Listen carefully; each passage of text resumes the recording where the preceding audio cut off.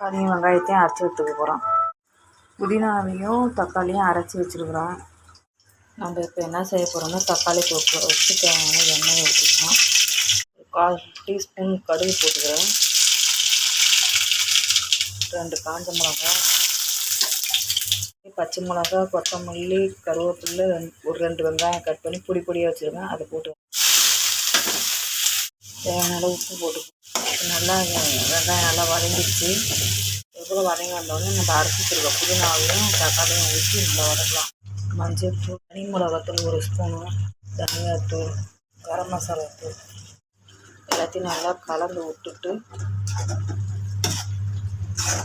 அளவுக்கு கொதிக்க வைப்போம். சிம்மில் வச்சு 2 நிமிஷம் மூடி போட்டு நல்லா கொதிச்சு வர அளவுக்கு வைப்போம். திரும்ப பட்டாணி சுண்டல் இதை போட்டு நல்லா ஒரு கொதிக்க வச்சு இறக்கிடுவோம்.